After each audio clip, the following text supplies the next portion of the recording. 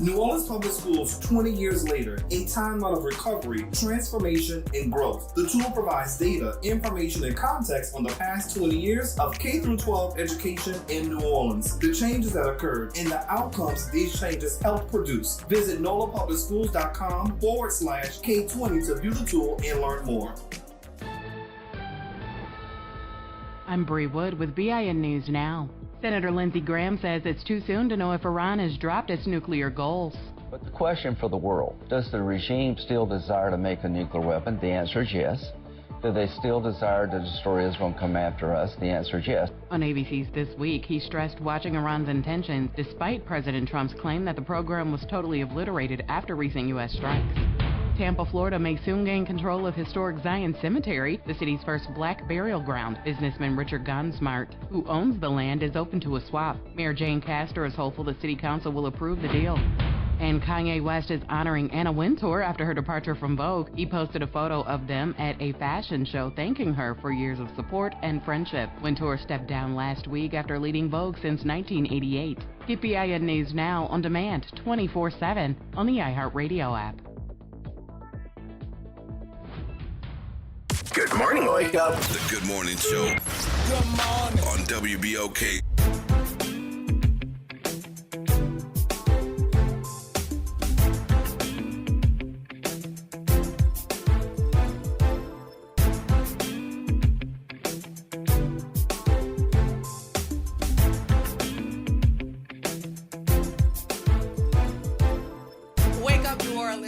Monday. Welcome to the Good Morning Show. I am your host, Dr. Ashanta Wyatt. Shout out to my super producer, Naren Sanders, and my co-host, Will Sutton. Hey, Will. Good morning, New Orleans. It's Monday and the block is hot. It is hot.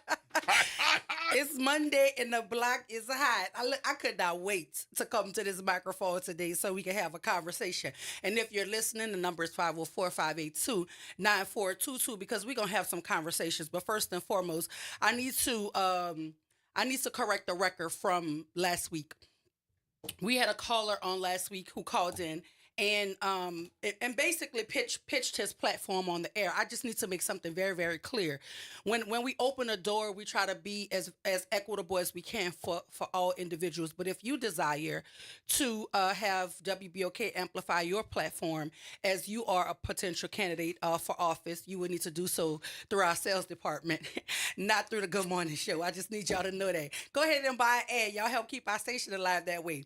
But listen, I do not want to offend anyone. I apologize for anyone who felt like we were allowing one person to pitch a platform and we weren't allowing anyone else to do so. So on behalf of the Good Morning Show, I'm going to personally apologize for that. And I want to make it very, very clear. If there is ever an opportunity to participate in a forum that is hosted by myself, moderated by myself, by way of WBOK, everyone is invited if you're running for office. We will send those emails out shortly so that you would have an opportunity to participate in our forum, which will take place at Dillard University. In the Georges Auditorium. So please be on the lookout for that. But once again, I do not want anyone to feel slighted, even the smallest of office. Like we know the mayor's office is huge. Everybody, is looking to the mayor's seat, but there are a lot of offices that are up for re-election come this October. And I don't want anyone to feel slighted by the Good Morning Show or WBOK as it relates to having their platforms amplified on this station. So if you so choose to buy some ads with us, please do so through our sales department. We appreciate your business, and that's how we keep the airwaves open. So thank you so much for that. I just needed to correct the record about some things. You. But it's Monday and the block is hot, so let's talk about it. All right. I learned, like many of you learned. Last night. I'm talking about, and maybe it was set up to be breaking news, but State Senator Royce Duplessis has entered the race for the New Orleans mayoral seat. I don't even know the count at this point. We're up like 7. Maybe it's 7 contenders for the seat now. I was driving across the bridge and I saw a billboard for a man with the last name Scurlock. It is my understanding that he ran for office, the office of mayor once before in 2017. But nonetheless, State Senator Royce Duplessis has joined the race for New Orleans mayor, and it brought my mind to your article about the black vote. Mm-hmm. And we want to talk about it here. We want to talk about it honestly. And I know some of you have some thoughts. The number is 504-582-9422. What does this mean in terms of the black vote? Because we've heard, and we know of, I know of, I'm not going to say we. I'm not going to speak French when it's a singular situation going on. So I'm going to say me. Moi. I know that vote splitting happens, right? It Absolutely. happens. I know that people are incentivized to get in races and people are incentivized to get out of races. I know that this happens. But what I want to say and be very clear about is I remember State Senator Royce Duplessis about 6 months ago saying that he consulted with his family and he made the tough decision to not enter the mayoral race. That's but correct. he put a statement out last night as it relates to him now wanting to run. And the statement reads, 6 months ago, I made the very difficult decision not to run for mayor. But after continuing to listen to the people of this city, your frustrations, your disappointments, your confusion, and most of all, your lack of faith in the future, it became painfully clear that I have to run. Join me Tuesday, July 1st in Central City at Ashe Powerhouse at 6 o'clock p.m. as I formally announce my candidacy for mayor of New Orleans, share more about my decision and how we will unite and improve this city for the people. I don't think it get more formal than this, though, Royce. I'm just saying. But he's back in. Well, officially in. Not back in. It's because Monday and the block is hot. Right. Yeah. The studio is hot too, and I know it's not just me. I don't know. Give me some air, Nyron, please, because I'm gonna be on the floor. But help me out here. And listen, I want a candidate pool so rich that it forces people to come out and support your candidate. Because when it's that rich, if you don't go vote, then you're undoubtedly making a choice, right? And so your person is going to need all of the support that they need when a field is this crowded. So maybe this is what we need to get all of our registered voters out to the polls to vote. And if you are not aware, the election is October 11th. Early voting is September 27th to October 4th. You can check your registration status at the GoVote app or at the Louisiana Secretary of State's website. But please make certain that you know your status. Being registered, however, is not enough. You have to register and you also have to actually practice the idea of being democratic. Like you have to go to the polls and you have to vote. Gone are the times where we could afford to sit out of races. It's not going to work, people. We have to go and vote. But I mean, what's your take on this, Will? I'm surprised you kind of quiet. What's going on here? Well, now we have 7 declared candidates, and we have to say declared because qualifying doesn't happen until I don't even say month, declared until they qualify, but I just say that they've offered themselves up for absolutely for office. So right? that's Renata Collins. Mm-hmm. We've got Arthur Hunter, the former criminal court judge. We've got Helena Moreno, the current city council vice president. Tyrell Morris, who was leading the Orleans Parish 911 operation. City councilman from District E, Oliver Thomas. Ricky Twiggs, and Royce Duplessis now. And Scurlock has signs up, I think, just in the last few days. He has billboards. And, I saw your billboard. Yep. And so that's just, so that would be an 8th person. Mm-hmm. So as I look at that, I think that there have been other people who have been who have felt boxed out with the bigger name candidates, Moreno and Thomas, and then Arthur hopping in there as a former criminal court judge with a good reputation.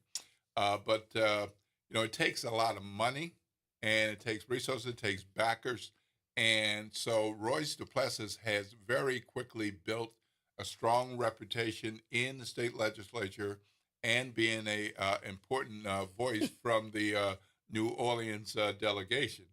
And so when he was looking at it, there were a number of people thinking that Royce might be the guy that they would want. And part of this is for sake of Black representation. Well, again, that's why I try to pull you into the conversation because you wrote this piece about the black vote, and does it really hold the type of weight it once held before? That's the short version of it, right? Yep. And if we are to be very clear, we understand with more than one black person in a race, you're going to undoubtedly split what we consider to be the black vote. Right. So I can remember, not you, I can remember when this decision by Roy 6 months ago was being pondered. Yep. I was told that there was some meeting that took place in Baton Rouge where they had to decide who was going to go forth and represent the so to speak the black community, quote unquote, right? Because it's not indicative of everybody. Yep. It's not everybody want to choose, between Royce or Oliver Thomas or Arthur Hunter. Let's be very clear about that. But we do know when you saturate the field with black candidates, oftentimes the black vote cannot be concentrated with one person because people are going to decide between a multitude of people. What happens when you split the black vote? Well, you're going to have people in the different camps. And I know we're focused on the higher profile people, but let me just point out that Collins and Morris are black as declared candidates. And they, at this point, based on what we see and the energy that we see and the resources, it doesn't seem that they would be getting in double digits. But any vote number that you get in the hundreds or the thousands means that somebody else might not be able to get those votes and consolidate those votes. One of the things that happened when Karen Carter Peterson was leaving the state Senate is that Royce Duplessis and Mandy Landry competed in that special election to replace her, and there was they were very similar and in sync on a great number of issues. So there were some things where they differed in approach, timing, and even opposition on certain issues. But one of the things that became very clear was that there was a black and gender divide, and Royce pulled that one out with I think it was 53% in the vote, and Landry got 47. Well, but what my point there is that if there had been 3 or 4 black candidates, that probably would have turned out differently. Well, I don't know. Can you hear me? You can hear me, Naren? Because I just all of a sudden couldn't hear myself. But what I will say is it's a crowded field, and if we get a few more, we'll have a football team. I mean, we could. This is about to be extremely interesting. But I also believe we're getting ready to watch politics at play on the highest level, and as my friend likes to call it, politricks. But I think it's very interesting. I think the statement he made is extremely interesting because the statement implies that even he feels like Rice feels like the candidates who are now vying for the seat are somehow not what New Orleans needs based on what he was hearing from his constituents, because he said he's heard the frustration, the disappointments, and the confusion, and it made it very clear, painfully clear, that he needed to run. And so I think it's about to be extremely interesting, to say the least. Because I remember, and I have a great deal of respect for State Senator Royce Duplessis. Let's be very clear here.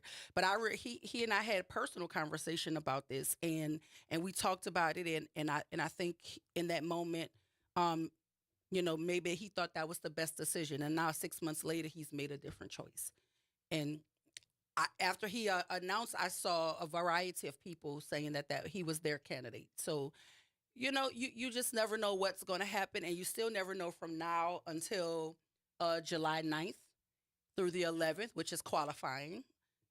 Even more could happen. But I also want to make this clear too, because I don't know if you know this about me, Will, but I don't like people playing in my face, right? And I feel like sometimes people play in my face when they dial my number and they think they can ask me questions that I believe are leading questions, right? You can't lead me nowhere. I'm a thinker. In the first time I see your number come across my phone and I pick it up, I'm already thinking who sent you, right? That's already in my brain, especially if your number not stored in my phone. Who sent you? Okay. So, All right. so people have been calling me, asking me about what I think about the mayoral race. And my question to, what does it matter to you what I think? What do you think? I mean, you have to assess these candidates for yourself, and you have to go into the voting booth and vote. But more importantly, I'm on the airwaves every single weekday telling you what I think. So don't play with me. Like, I don't know who probably be listening on the phone, but I don't got nothing to give. You hear me? Nothing. So stop. So you give some of what you got right here. You give some of what you got right here. Because this is my job right here. Yeah, But right. when you call my phone after hours asking me about political stuff, I don't have anything to give because I be trying to figure out who sent you and why you asking me these questions, especially as it relates to Ethan Ashley. I have nothing to give for that. I think my feelings are very well known about Ethan Ashley. Like I have nothing to give for that. So don't call me asking me about nobody that's not relevant to my everyday life. He doesn't even chart of things that matter to me. So why you asking me about him?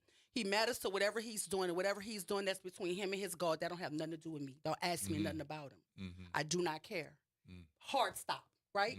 Don't ask me. I don't care. Now, if you want to ask me about Senator Dr. Joseph Bowie, I might have a whole bunch of things to say. You know what I mean? Kind things. So, but don't ask me nothing about nobody you don't see me with. Yeah. Well, that's been clear. That boy, Don't ask me nothing about nobody you don't see me with. Wyatt Bowie love is very clear. No, because I feel like they be playing in my face because they want me to answer them a certain type of way, but his feelings about me are not private. So why you asking me about because that was the real question, right? They asked all the other questions to get to that answer. But I'm gonna make it abundantly clear I have nothing to give as it relates to Ethan Ashley. That has nothing to do with me.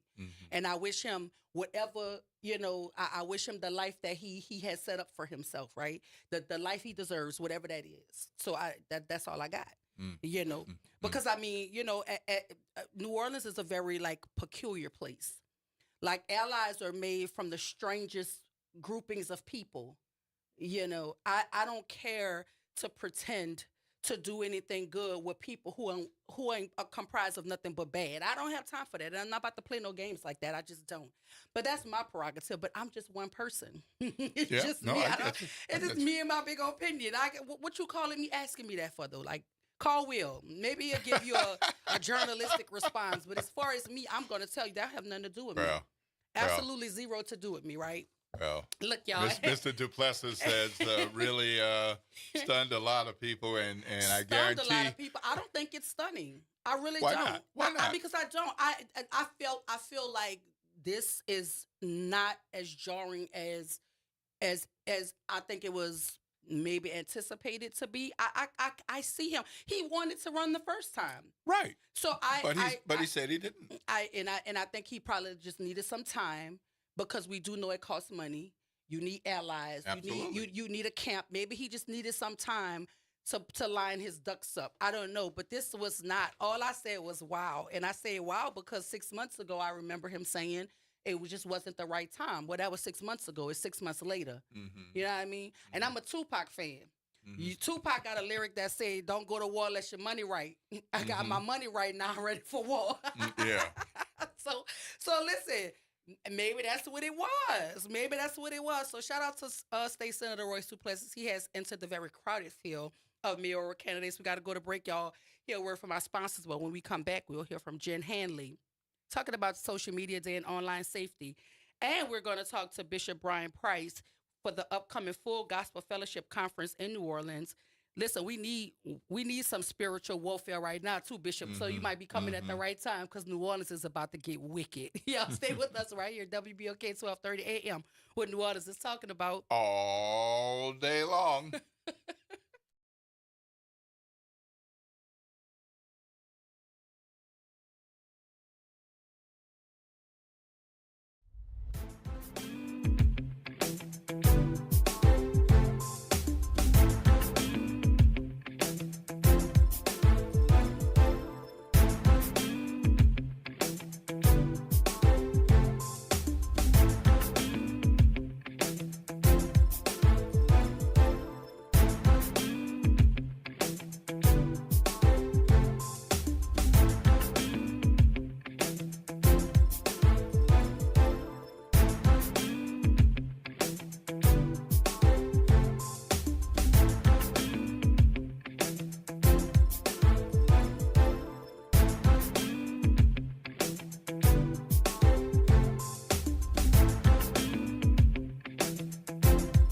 This is the Bloomberg Black Business Beat.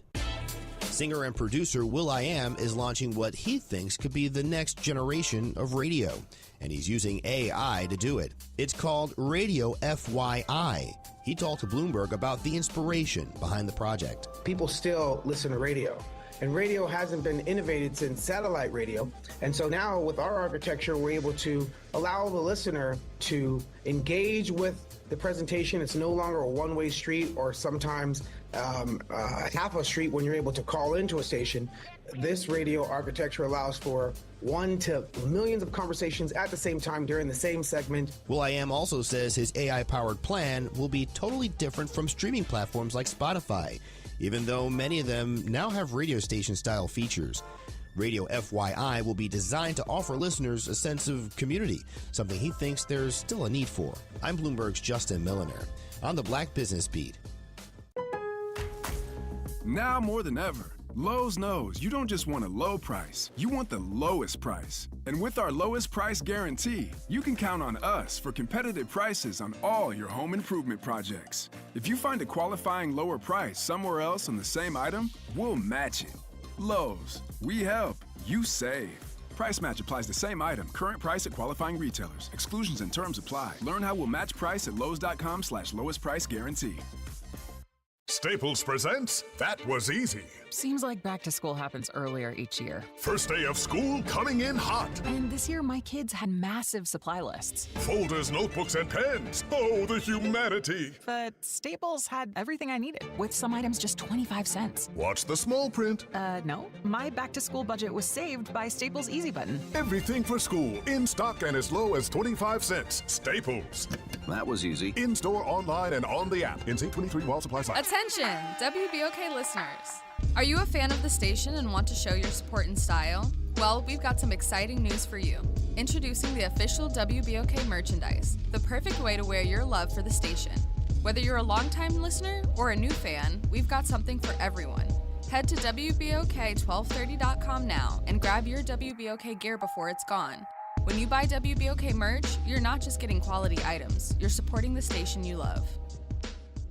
Connect with NOLA Public Schools. Follow us on Instagram, Facebook, and X for the latest updates. Sign up for District Digest, our official newsletter where we share district achievements, celebrate student successes, and keep you informed about our vision of providing a high-quality education. And don't miss our school board meetings. Watch in person or live stream on YouTube. Stay informed. Stay engaged. Visit NOLAPublicSchools.com today. Again, that's NOLAPublicSchools.com. Hello, I'm Gary Clark. Please tune in to Dr. Clark 101, The Living Classroom, which is broadcasted weekly every Wednesday at 12:30 p.m. on WBOK 1230 a.m. on your dial. And as always, it's been a pleasure. The New Orleans Jazz and Heritage Foundation is the nonprofit organization that owns the New Orleans Jazz and Heritage Festival presented by Shell.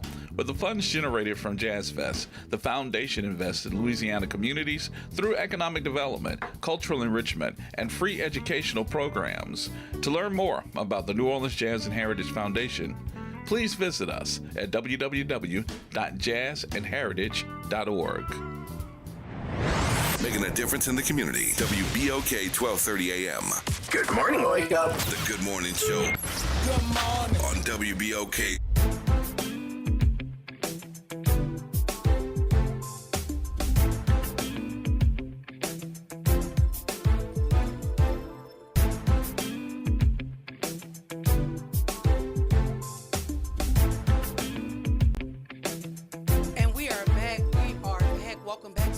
Show. Happy Monday, everybody. I am your host, Dr. Ashanta Wyatt. Shout out to my co-host, Will Sutton. Good morning. If you just joined the conversation, we were talking about how hot the block is in that mayoral race as State Senator Royce Duplessis has entered the field of candidates. But right now, we're getting ready to jump into conversation with Jen Hanley.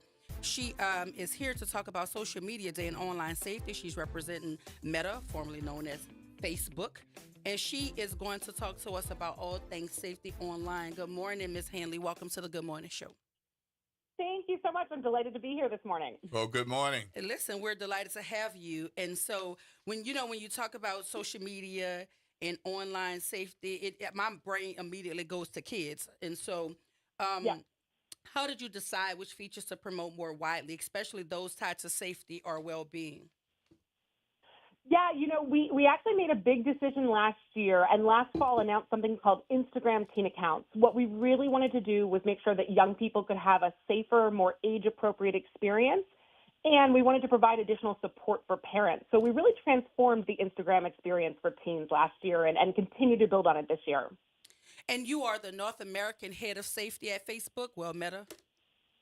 Yep, that's right. So I get to work with, product teams, with people internally, with external experts to really help inform the work that we're doing, to make sure that we have the right features in place for young people, the right restrictions for them. So with this new Teen Accounts experience, what it really means for parents is that your teens are defaulted into some of our strictest settings. They have their accounts private by default. They have messaging restrictions, content restrictions, even ways to select more of, certain topics that they want to see more of on Instagram. And if you're under 16, you actually need your parents' permission to change out of these default settings. So I'm just thinking back to when I started a Facebook account. You just have to. So has something changed from just putting a birthday that coincides with an age that tells the server that you're old enough? Are there more protections than that? Because is it possible for them to just change the year they were born? Well, we want to make sure that they're not doing that. So again, we want to make sure that we're defaulting all teens under 18 into the teen account experience. They don't actually have to do anything. We do that on our side. But if they want to change it, and they're younger, they need their parents' permission. But we take a multi-layered approach to understanding age. And so in addition to that age at sign up, we have tools kind of working behind the scenes to make sure that we have young people in that right experience. And, signals if they're trying to misrepresent their age or suddenly trying to change from being under 18 to over 18, for example. It's really important for young people to sign up with the correct age, for parents to go back and, check to see that their kids have the right age. And we've even been advocating for legislation to really, help make sure that parents can approve the apps that their teens want to download and to get that age signal from the App Store, again, to make sure that young people get put into the right experience for them instead of the adult experience. So how does Meta approach the balance between teen privacy and parental involvement? Are there plans to expand parental supervision tools? Yeah, so we've actually been expanding parental supervision tools. We're really trying to get that balance right. So, for example, with supervision, parents can understand who their teens are, messaging with on our platforms. They can see who's following their teen, the type of accounts they follow, but they don't have full access to the accounts or the messages themselves. We're really trying to get that balance right so parents have insights that can help them have conversations with their teen about, the type of content they like to look at, how they're feeling about their online experience, who they're talking to. All those conversations are really important. So we have robust tools for parents. You can get those on our Family Center. And so parents can use those. They can, make determinations even about what time of day they want their kids using Instagram, for example, or setting, nighttime restrictions. In addition to the restrictions that we're providing for your teen, parents can kind of customize it because they know their teen's best. So are you encouraging parents to do this for ages 16 and below? So our teen accounts are set for those who are under the age of 18. That's where they Under get the default 18. experience. Okay. Yes. All right. But if you're under 16 and want to change out of those defaults. So parents, if they don't want to, don't have to do anything else because their teens are in the default experience. But if they want to, parents can customize even more. There are additional features with those supervision tools that they can use with their teens. And if their teens are under 16 and want to change the settings, they get their parents' permission to do that. Okay. So we're trying to make it as easy as possible. Parents have a lot to deal with, a lot to manage, and so we have these defaults in place kind of as a baseline. And then again, you can customize for your family if you want to do more or change some of those settings. How many teens do you find on Instagram? So, we've actually found in our teen accounts, and I don't even have the very latest numbers, but since we launched teen accounts last year, we've enrolled about 54 million teens globally, and that grows every month as we continue to expand teen accounts. Mm. And also, I'm looking at a interview that you did with KCRA3 talking about Internet Safety Day, and you mentioned a free curriculum with Child Help. Is that still available for parents? Yes, that's absolutely. Yeah, that's still available. We actually had a lot of interest in Louisiana, so we're really excited about that. We worked with the partner Child Help and put together curriculum that really helps teens and younger people understand online exploitation, spot signs of grooming, learn about sextortion prevention, some really hard topics. We gathered a number of experts along with Child Help to help inform that curriculum. It's free. It's available for any educator or community leader or PTA parent or any people kind of who are working with young people to provide for them. It's about 90 minutes of lesson plans with some really fun videos, interactive quizzes and stuff to make sure teens are understanding the lessons that they're getting. And we launched that earlier this year, and we're really excited to keep bringing that out to communities. You can get to it at childhelp.org. And I know as a parent, I mean, you're a parent, I'm a parent, it's especially important. The Surgeon General found that 95% of kids ages 13 to 17 have reported that they use some form of social media. And that was in 2023. I'm certain that those numbers have probably increased since then. Have we done anything to ensure that the privacy settings that parents do set up are still there for kids? These kids are very smart, Jen. I just want to make certain that they're not working their way around the parameters that are set up by parents through Meta. Yeah, and that's exactly it. We know, that teens are really smart, and at the same time, that's why we want to make sure that we're providing enough support to parents, that they have tools, that we have these defaults, that, especially for the younger teens, that they can't change unless they ask their parents' permission. I think we've seen well over 90% of the younger teens, those under 16, have stayed in the default settings that we've provided. So we do think that that's working and really helping. And we know that. We talk to experts, we talk to parents, and we talk to teens all the time. They're, always looking for ways around these things, but we want to make sure that we do have robust protections in place for them. And with the rise of AI, Jen, how is Meta preparing to address misinformation or harmful content that appears increasingly real? Yeah, so there are a number of things that we're doing. We do have the ability, for example, for a parent to see if their teen has been messaging with an AI bot, for example. We have some educational AI guides for parents that some of our experts have put together. We've supported legislation that goes after bad actors that misuse AI, for example, the Take It Down Act. So there's kind of a multifaceted approach that we're taking to AI and young people as well, really making sure that people understand and can get the benefit of AI, but also minimizing the potential risks that are out there. And that education piece is really important, as well as other things that we're doing to make sure people are aware when they're interacting with AI, for example. So with the legislation that Meta has been lobbying for, what are a couple of kinds of things that you've been pursuing legislatively? So legislatively, I mentioned, we did support the Take It Down Act that passed earlier this year when it comes to AI. But in Louisiana, just another example is, we've really been advocating for parental consent and age at the App Store. We, appreciated the Louisiana legislature really understanding this is the right place for parents to kind of approve what their teens are doing online and what they're downloading. There were some last-minute amendments that unfortunately undermined, the intent of the bill. We're hoping that the legislator, can fix those. We really look forward to fixing some of those because we really want to make sure that parents are in charge and that things are as easy as possible for parents. That, it's privacy protective and really a simple solution for parents. So that's something that we've been advocating for in Louisiana and kind of across the United States in recent years. And just wanting to stick with the AI topic for just a second, how is Meta using AI to improve content moderation on platforms like Instagram and Facebook? And where does the human oversight still play a critical role? Yeah, it's a bit about balancing both, but AI can really help identify. I mentioned earlier some of the, trying to find teens who are changing their age or doing things that may be misrepresenting how old they are. We use AI behind the scenes to help detect some of those patterns and behaviors. The same way that we're able to use AI to, look for things that are kind of commonly reported content to us or things that may be violating our community standards, to help us take action.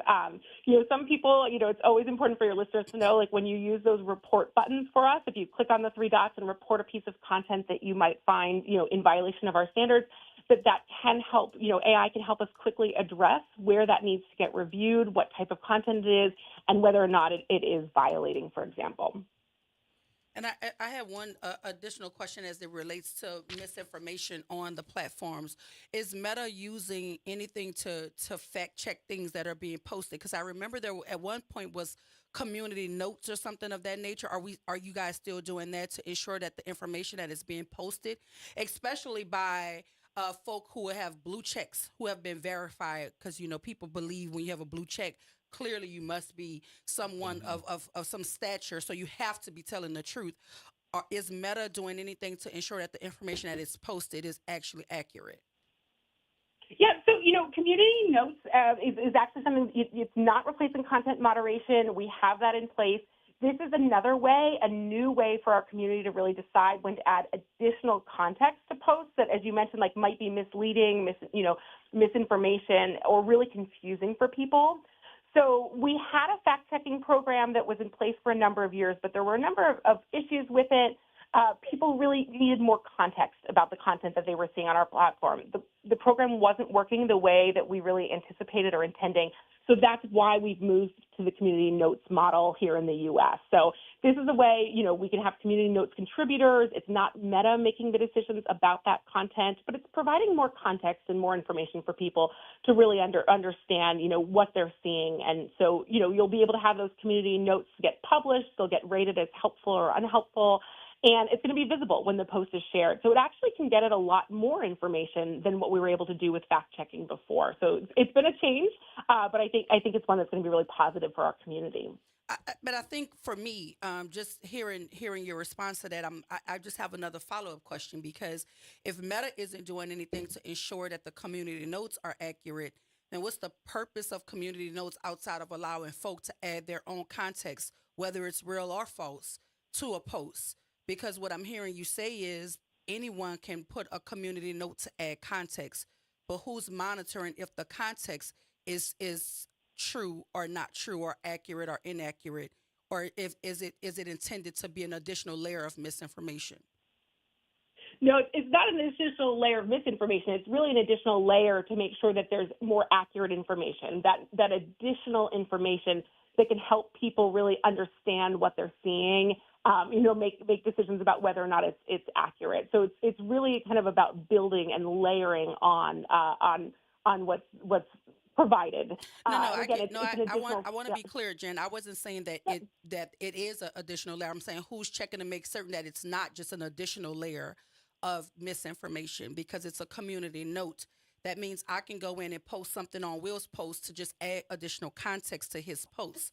But if I'm looking for the facts, if I want it to be fact checked, what is the platform doing to ensure that what Will is posting and what I'm posting is rooted in accuracy? Yeah, and I will say I'm not our community notes expert. It's kind of a different area, a different team within the company, since I really focus on the youth safety and teen accounts and those pieces. But what I was saying earlier is that with community notes, you have a contributor. It's not automatically posted up there. There's that ability for others to really weigh in, kind of vote up or down, essentially, if it's going to be helpful or unhelpful. Okay. Yeah, and then it will be published. So there are steps there. That's what I want to make sure you know. It's not kind of undoing everything. It's actually an ability to have a more robust feedback process. And again, across a wider variety of content than the fact-checking was happening before. Well, I appreciate your answer, Jen. I mean, you're not in that department, but you surely handled that question like a champ. I appreciate that. I like to know everything we're doing in terms of changes and things that are happening on our platform, because they do affect everyone. And your listeners want to know as well. Absolutely, I appreciate the candidacy, the candidate way you answer that as well. What upcoming safety or privacy initiatives is Meta prioritizing for next year, especially in light of evolving digital habits among younger users? Yep. So, we're going to continue to build on our teen accounts and build on our parental supervision tools. I think you'll see more from us on, what we're doing in terms of age-appropriate experiences. It feels like summer vacation's just starting for students, but, we'll have back to school coming up soon. And we've done a lot this year in terms of educational initiatives and getting schools more involved with reporting programs. So we'll be having some additional information on that as well. So really continuing to build on what we've been able to do with this transformative experience with Instagram for teens, and making sure that parents have even more tools and support for them. And is there a specific day set aside for Social Media Day That's or what I Online wanna know. Safety Day? Yeah. So So we're still in June. June is Internet Safety Month overall, and today is Social Media Day. So I hope your listeners just take some time to think about, one, the benefits social media brings to them and to their communities, but also really thinking through, what you're doing to kind of mitigate the risks that are out there. Get yourself familiar, whether it's with our Family Center or our Scam Prevention Hub or some of the other resources that are out there to really help you think about your experience on social media. Well, and then one last question for me anyway. Will may jump in at some point, but how does Meta collaborate with external experts, policymakers, and advocacy groups to shape safer digital environments? Yeah, we are really lucky. We know that we're not the experts in everything, and so we work with a group of youth advisors. We have a safety advisory council. We work with experts in, mental health and suicide prevention, for example, experts around the globe who really, have a deep understanding of teens, of psychology, of, parenting, of what issues parents and teens are facing. And they really help inform the work that we're doing. We bring them in, we consult with them, we learn from their own, research, their expertise to inform what we're providing for parents and for teens on our platform. So the experts are an incredible part of the work that we're doing. So, Jen, this is Will. It's Social Media Day. Let's say I'm a parent. I have a 12-year-old, and on Social Media Day, I want to take some time and sit with them and walk them through some of the features in a way that they feel comfortable and they don't feel like I'm giving them demands. But I want to kind of draw them in. Where would you, you mentioned a number of places on the platform, but how would you suggest that they start and approach this? The number one place, take today as a parent, go to Meta's Family Center, familycenter.meta.com. That's where you as a parent can access information and our parental supervision tools. But we also have an education hub on there for parents to start conversations with their teens about online safety and a whole variety of topics, whether it's about bullying prevention or, digital well-being. You talked about misinformation. There's stuff on there about kind of what to look for online and how to understand things. There are lots of resources there that help you have that conversation. It can get, be hard to get kids and teens especially talking about their lives and what they're experiencing. Mm-hmm. And the experts we work with have provided conversation starters, those talking points to get that conversation going in your household. So that's the one thing I would suggest doing today is go to the Family Center, familiarize yourself with some of the tools, and use those educational resources. Well, thank you, Jen. We want to give a huge thank you to Jennifer Hanley, the North American Head of Safety Policy over at Meta, for joining us this morning, talking about Social Media Day, which is today. In June, it was Internet Safety Month all month long. So thank you, Jen, for joining us this morning, and we wish you well as you continue to educate us on how to be safe online. We appreciate you here at WBOK. Thank you for having me. I really appreciate it today. Absolutely. Have a blessed one. Listen, we have a full show for you this Monday. And as I told you, the block is hot, so we're going to continue to talk about it. Up next, after the break, we'll talk to Bishop Brian Price, the upcoming Full Gospel Fellowship Conference right here in New Orleans, and the Hurricane Katrina wreath-laying ceremony taking place. We're going to speak with him after the break. This is WBOK 1230 AM, what New Orleans is talking about. All day long.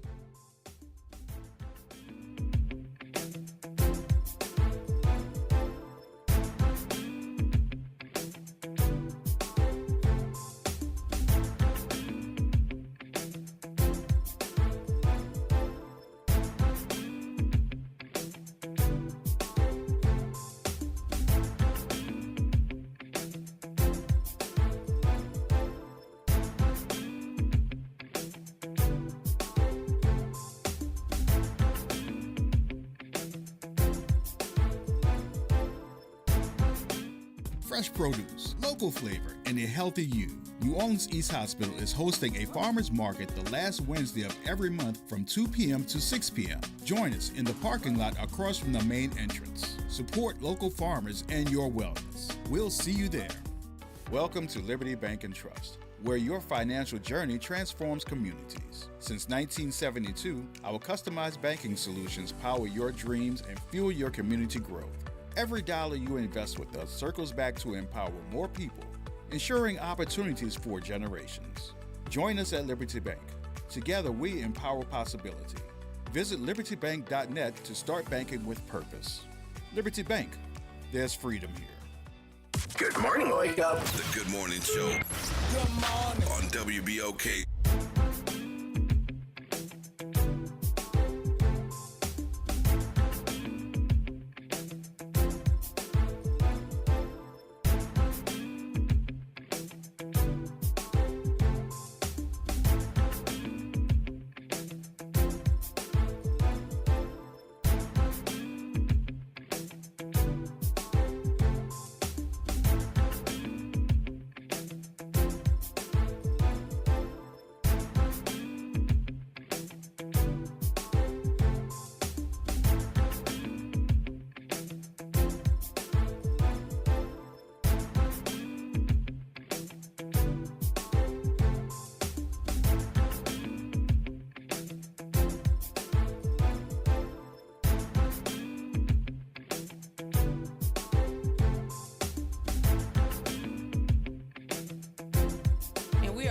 Welcome back to the Good Morning Show. Happy Monday, everyone. I am your host, Dr. Ashanta Wyatt. Shout out to my super producer, Nyron Sanders, and my co-host, Will Sutton. Good morning. If you're just joining us, you missed a conversation with Jen Handley.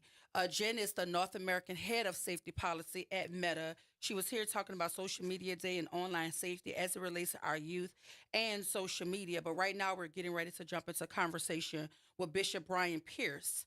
Bishop Brian Pierce is going to join us talking about the upcoming Full Gospel Fellowship Conference happening here in New Orleans, as well as the Hurricane Katrina wreath laying ceremony. Good morning, Bishop. Welcome to the Good Morning Show. Great morning to you. Good morning. Good morning. How are you? Oh, I'm doing great. I hope you are as well.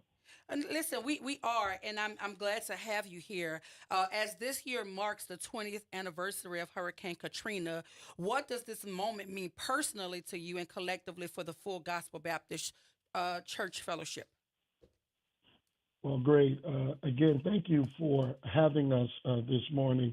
I am a native of New Orleans, Louisiana, and so the Hurricane Katrina, of course, it means a whole lot to me because my parents, family members, loved ones, so many friends, and just individuals have survived and thrived through this. And so for me, looking at the resiliency that I've always known to be the fact from those of us in New Orleans, that nothing can really keep us down, no matter how hard it is.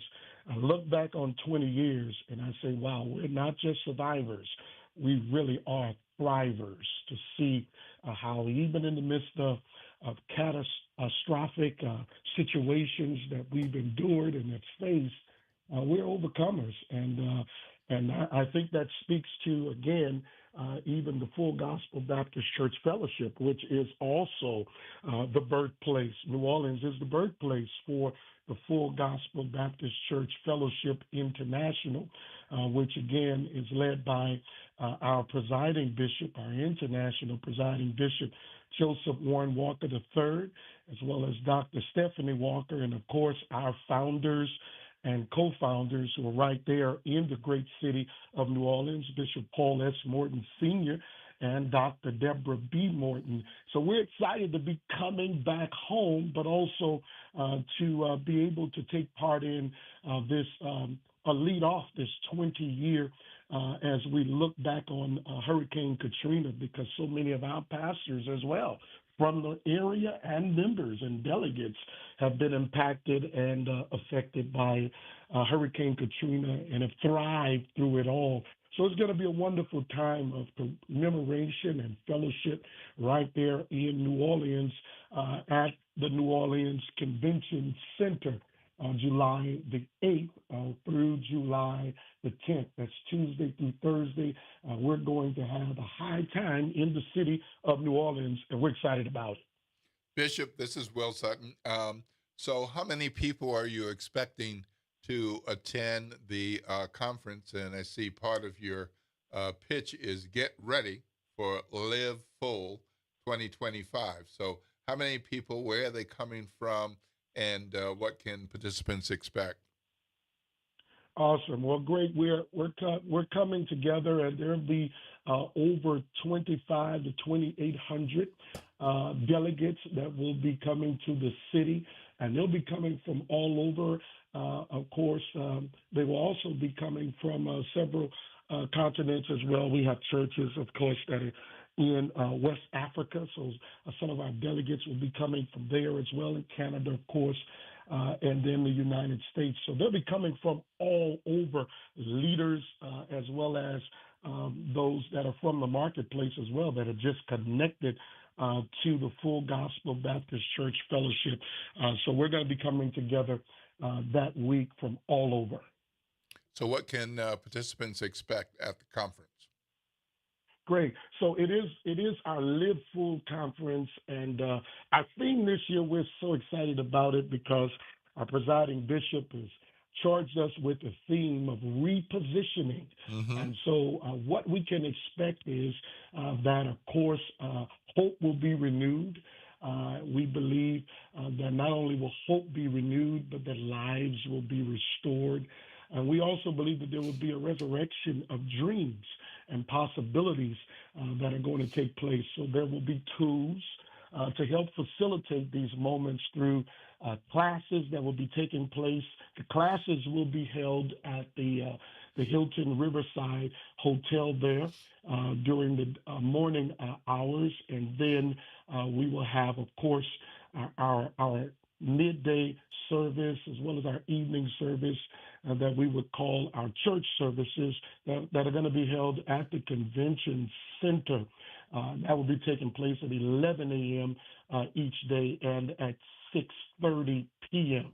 So again, there will be classes. Then there will be a midday service, evening service. Oh, and I can't forget, for those late night service lovers, this year we're bringing back our late night services with late night preaching. So it's gonna be a powerful time. So look forward. Yes. Late night, like how late? Well, it will be immediately following our evening service. So Okay. we'll be looking to start somewhere around 10 p.m. And then, Wow. of course, it'll go on until about midnight or so, because it can get real wild in there for the Lord. You know, Yeah. for those late night services, it's almost like a second or third wind Yeah. that kicks in, and people just pile in with this surge of energy and excitement to receive. And so we go really from sun up to sundown and beyond at the Full Gospel Baptist Church Fellowship Live Full Conference. So yes, it's going to be an exciting time. So, Bishop, talking a little bit more about your theme of repositioning, in what ways is Full Gospel preparing leaders and its congregation to reposition themselves in response to modern societal, spiritual, and governmental challenges? Well, absolutely. That's a great question. Well, first I want to start, of course, there is this spiritual repositioning and making sure that we as believers are in alignment with the will of God, with the Word of God, and how we practically apply that in today's society with everything that's going on. And so we are a well-balanced fellowship that deals with the total man, the spirit, the soul, and the body. So it's not just the spiritual, but it is the emotional. And so we'll have things that will be going on, classes and tools for mental health and mental health awareness. And then, of course, it is the social as well. And so we have a social aspect. We believe as a part of Full Gospel, any delegate, anyone that is a part, that we have a civil responsibility, and that comes with civil engagement. And so all throughout the year, those that are connected, they know that we have a department that is geared toward that, and so they will be visible as well. So there will be classes, of course, that will be geared toward that. There's a complete listing of all the classes, and everything, again, points back to repositioning. And so you have the spiritual, you have the social, just to mention a few. You have the emotional or psychological piece with classes being facilitated, and then you have the physical, because so many times we focus in on the other areas as believers, and then we neglect that body, which is the temple. And so at Full Gospel, we have something that we call Full Gospel Fit. And so we engage in gathering people together with an entire department in which we work out in the morning as well before we even get started with anything else. So there are a myriad of ways that we are coming into alignment to make sure that we live out and provide the necessary tools for the delegates and leaders, those that are part and that register and that come out and attend. They can take that back and live it out wherever they are.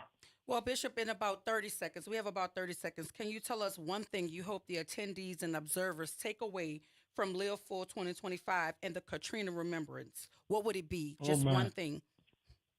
Well, the first thing is I want people to come to the conference so that they will understand that you're coming to a conference, but you're leaving with so much more.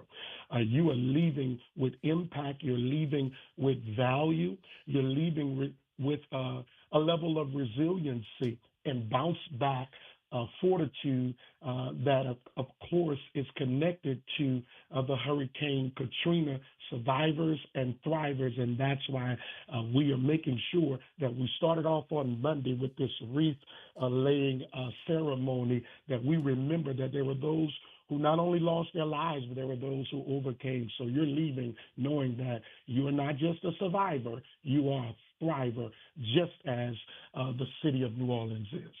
Well, we want to say thank you to Bishop Brian Pierce for joining us this morning, talking about the wreath laying for the commemoration of Hurricane Katrina, as well as the upcoming Full Gospel Fellowship Conference. Bishop, can you give us those dates one more time for the Fellowship Conference? Yes, well, the conference, Live Full, it kicks off Tuesday, July the 8th through Thursday, July the 10th, and there's something going on the entire day. Thank you so much, Bishop. Right. We appreciate you, and we wish you well with the conference. Thank you. And thank you for joining us this morning. No problem. Have a blessed one. Listen, we have to go to break, but when we come back, we'll talk to the folk over at Zulu. The president himself is in the building, Mr. Oscar Rainey, as well as Terrence Rice from A King Like Me documentary. Y'all stay with us right here, WBOK 1230 AM, what New Orleans is talking about all day long.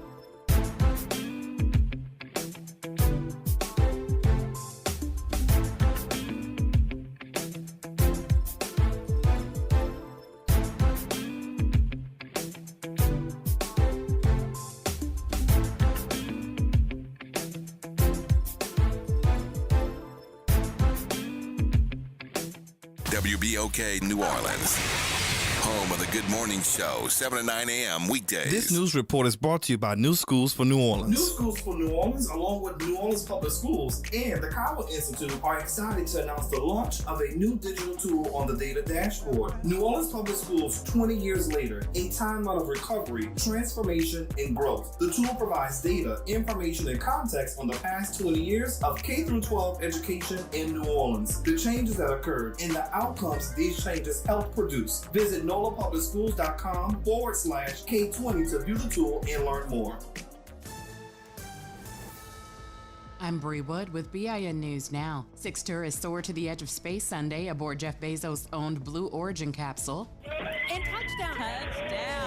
Touchdown confirmed. Congratulations. Welcome home, New Shepard 33, Solstice 33. What an incredible flight. The 10-minute flight from Texas marked the company's 13th passenger mission and included the first Nigerian to reach space. All returned safely to Earth. The Trump administration is ending temporary protected status for Haiti. Over 500,000 Haitians must leave the U.S. by September 2nd. Homeland Security Secretary Kristi Noem says conditions in Haiti have improved and TPS is no longer justified. And a heartbreaking loss in Louisville, Kentucky. Black 13-year-old Derek Saunders Jr. drowned in the Ohio River after being swept away by strong currents. He was swimming with family near the Greenwood boat ramp. His body was found 2 days later, a mile downstream. Get BIN News Now, on demand 24/7 on the iHeartRadio app. Good morning, wake up. The Good Morning Show. Good morning. On WBOK.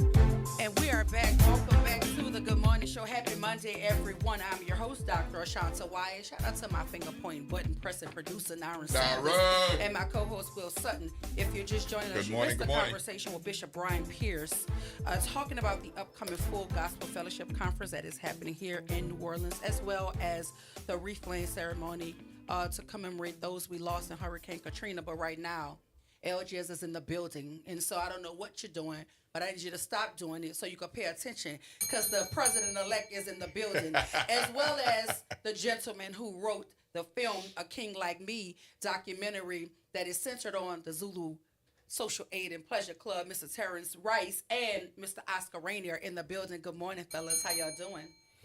Good morning, Dr. Now he done put on his Luther Vandross voice when he was talking. What's going on here? That's right. He was talking real regular 2 seconds ago. And then when the mic came on, he was Keith Sweat. Keith Sweat talks to the women on air. That's right. I claim that. You claim that? He from LGS, so I'm going to give him a pass. LGS is in the building. West Bank, the best bank, we all know. So y'all going to have to bear with me. How you doing, Mr. President-elect? We're doing absolutely fantastic this morning to be here with you. Yeah. Listen, how does it feel to be the president of the Zulu Social Aid and Pleasure Club? That has to feel like a big deal to you. Well, first of all, it just really hasn't synced in yet. Mm-hmm. But I'm sure as close as we get to Mardi Gras, it's going to sink in. It's going to be overwhelming. But I'm sure with the support system that we have at the Zulu Social Aid and Pleasure Club, it would be a normal day at the office. I know your father would be proud, extremely proud. Oh, my God. Yeah. Absolutely. He and King Larry Hammond probably jumping for joy, singing hallelujah as we speak. Yeah. So listen, you know when you have to talk about A King Like Me documentary, you can't go nowhere but come talk to the queen. Like let's talk about it. Let's talk about it. So you wrote this film. What was the when you sat down to think about what you wanted to put pen to the paper about, what story did you want to tell? And do you believe that story came to life in this film? I believe the story came to life. I just wanted to show the humanity of black people. I just wanted to show African American males in a positive light, because if you scroll through any streaming service, all you see is dope pushers and, Tyler Perry. So I wanted to show real life African American males living in the real world. And I think the Zulu Club represents every black male in the United States. So as the president-elect of the Zulu Social Aid and Pleasure Club, do you feel like the film represents the essence of the club and what its mission is?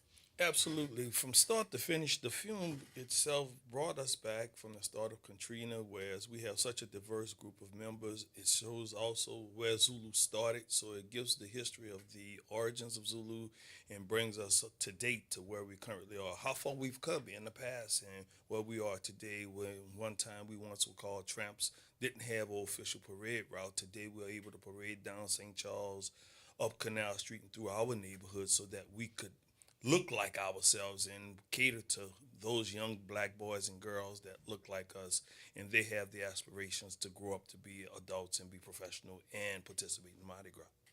And what is for the listeners who are unfamiliar with the culture of New Orleans? They may be unfamiliar with the origins of Zulu. What are the origins?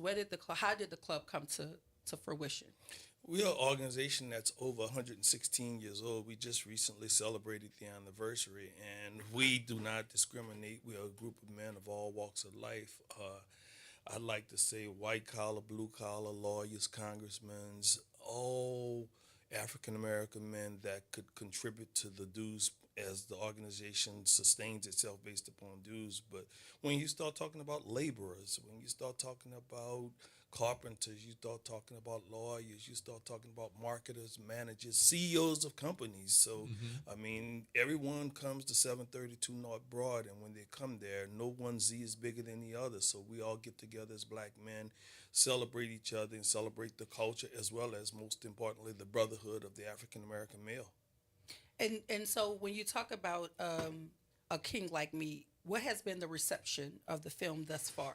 I haven't had any negative comments. The only negative comments we have is arguments with people in the Caribbean about us being the more Afrocentric. Oh, y'all done started a whole war on Yeah, TikTok. we started- you saw that. No little conversation. That's a big conversation that's happening. But I think it feels all like family. It feels all like family. It feels to me like, you know how you go to the family reunion and you want to prove that the purple shirt's better than the green shirts. That's what it feels like. It doesn't feel like it's, you know, for those of us who are older.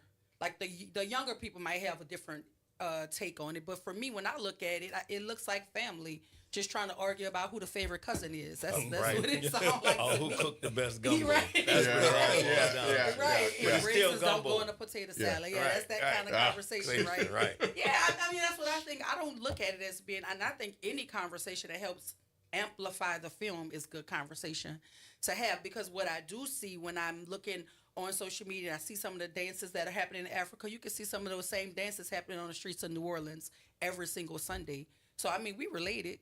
Absolutely. When I look at a Greek step show, yes, you see the same dances in Africa. I had the chance to go to South Africa and watch the Zulu tribe dance in KwaZulu-Natal, and I was like, wow, that looked just like a step show. Yeah. So, you know, you is it what they say in the street, if it's in you, it's in you? Yeah. And if it's for you, it's for you? Yeah. Well, like I we like live to in say proof. in New Orleans, it's not on us, it's in us. Like Yeah. it's the culture of New Orleans lives in New Yeah, Orleanians. absolutely. So we take New Orleans wherever we We go. go, And right. it's so crazy how, you know, folks say that, but I mean, anywhere we go, if there's 2 or 3 New Orleanians, they take over. It could be 1,000 other people. If there's 3 people from New Orleans, they're going to start their own party, their own line dance, their own cookout. This is the New Orleans way. The culture is inside of us, right? inside of us. And so let me say, I want to say this because we want to take that opportunity on this Black station, talking to Black folk, to address the elephant that's in the room as it relates to Zulu, right? When we're talking about Zulu and we're talking about a king like me, there are some people who say that we kind of purposely didn't touch the idea of the Black face in the documentary. What do you say to that? I think we did a good job discussing it because we wanted everybody to formulate their own opinion. So we didn't make it biased to one side at all. We gave both the protagonist and antagonist a choice to express themselves. And I think we did an excellent job. And it's up to the individual to decide how they feel about it. That's what good films do. Make you Exactly. think. I, as an individual, I don't feel we as an organization represent everybody in the United We're States. not a monolith. And exactly. And we the only race on earth where one person or one organization represents the whole race. Serena Williams hitting the ball for Serena Williams. We shouldn't give her the pressure of representing the entire Black race. Tiger Woods hit the ball for Tiger Woods. He shouldn't have the pressure of representing the entire Black race. No other people do that but us, and I think that's unfair. I like the way you answered that. What do you say, Mr. President-elect? Well, I think the biggest thing is that when we speak of blackface, I think those people that don't understand where Zulu comes with black makeup.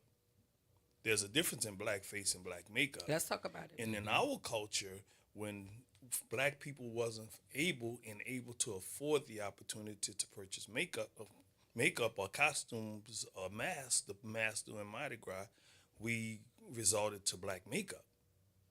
And resorting to black makeup is a part of the culture. There's an origin that everyone that masks and parades through the city of New Orleans must have a mask. So Zulu's mask is black makeup, not black face. Yeah. So another part of this is the education, which is huge, of those understanding what we do and why we do what we do as the Zulu Association Pleasure Club. Now, if you live in Africa and you don't understand, we have to do a better job of educating those, and they have to take the initiative to understand what this culture is all about. And I think that's the reason why I absolutely wanted you guys to come on and talk about it, because I was watching the conversation kind of happen on social media. But the thing about social media is even when you bring the education, some people enjoy living in ignorant bliss. But here at WBOK, we're going to provide the information and give you opportunity to quell any misinformation that is out there. So I like the idea of you talking about it being makeup and not necessarily blackface. So where does the organization stand? Because you do have members who are not black, correct? Absolutely. And they're also able to put on the black makeup as it relates to the costume that is supposed to be adorned on the day that you ride. So is that your response to that? They're wearing the costume and the makeup is a part of the costume to be a member of the Zulu Social Aid and Pleasure Club. Anyone that rides in the Zulu Club's parade, it's mandated that they wear black makeup. Mm-hmm. I was sitting around over the last week looking at the film, and it brought a whole lot of memories of listening. And one of the comments my dad made on the film was, "This is here to stay. It's not going anywhere. Black makeup is who we are. Mm-hmm. This is what sets Zulu apart from the other Mardi Gras organizations." Mm-hmm. Each and every other Mardi Gras organization can go buy any mask that they want to wear, be as creative as they want to be, but at the end of the day, you can rest assured when that first unit turns Jackson and Claiborne, that individual will have black makeup on their face. And, just recently, several years ago, there was a protest that stood on the neutral ground, and the membership came out strong and supported black makeup. So, and here's the thing, and I know you were getting ready to say something. Here's my other question: the black makeup is the foundation almost. Are they allowed to then be as creative as they want with the white part of the makeup, like to add like the designs or anything, or is it just the black makeup, kind of like white on the eye? Is that like it, or can they be more creative How far with can it? they go? Well, there's been some creativity to whereas you got guys in different groups. Some of the walking groups paint the whole face like a pair of glasses. Okay. Some put initials on their face. Some put their Greek organizations on their face. But the official unit, King Zulu, will definitely wear a black face with a white eye. Okay. And you were saying, Mr. Rice? I just wanted to say, instead of people attacking us for blackface or masking, they should do the research on why we did it. And if they do the research on why we did it, it'll be a history lesson for them on the struggles of the African Americans in the city of New Orleans as well as across the world. So if I thought me not wearing black makeup would change the plight of Black America, I would do it tomorrow. Come on, talk heavy. But it's not going to change anything. We renamed all the schools, but the children's education never got any better. So how many? Where we go? I use for example the Saints. The fleur de lis that the Saints have on their face, they used to brand their faces of the runaway slaves with that same fleur de lis. So we got to really think about how we use our political capital. Let me meet you where you are, right? I think oftentimes when we're talking to each other and having community conversation with each other, right? I believe some conversations are not for everybody. It's for the community, the family, the house, right? And I should be able to, if I'm inside of your house, meaning I'm inside of your community, I look like you, I could be your daughter, I could be or your sister, whomever, right? I believe I should be able to ask you things to be able to push a thinking, to be able to help us get to a compromise, right? And I think the idea of the fleur de lis, Master P was on air with me and I interviewed him. And one of the questions I asked him was, why the fleur de lis? Do we understand that slaves were branded with the fleur de lis? So, and I didn't mean it to be, and I was talking to a black man as a black woman, trying to understand when we all sat down at the table, how did we come up with the fleur de lis to celebrate black excellence in a black city, right? Are we trying to rewrite the history of what the fleur, like what are we doing here? And that was really my question, to understand how did we get to that point? Not necessarily to tear down what he was trying to do, because he took it, to me, in my opinion, in a way that I wasn't trying to have a dialogue. I really wanted to understand. And so I think when people ask about black makeup as it relates to Zulu, I think when we come with the education as opposed to just trying to battle each other for the sake of battling, because we get nowhere with that. Correct. But the education is the key, so that when other folk hear, well, why is Zulu wearing black makeup? Somebody that knows the education can then say, well, this is the reason why we're doing that. Absolutely. Because for folk who've never seen it, black folk who come from near and far who've never, it's jarring to them. But when you give them the education as to why, then it could make sense as to why they're doing the thing that they're doing. And to me, traditions are important. Absolutely. We pay homage to the struggle because we keep our traditions alive. And if we keep our traditions alive, hopefully we don't have to go back to a time where we weren't allowed to parade in the street. We weren't allowed to sit in the front of the bus. We weren't allowed to drink out of the same water fountain. But if we forget how we progressed through that struggle, then we could ultimately end up back at the starting line. And Ike Wheeler said it best. He said, if it wasn't for Zulu, black people would be a guest at Mardi Gras. That's how And you much the main Zulu- attraction. And we the main attraction. Think about that statement. Trust me, you the Ike main- Wheeler got the most profound Yeah. statement in there. He Yeah. said, if it wasn't for Zulu, all the black people would be guests at Mardi Gras. Yeah. That's a heck of a statement. Yeah.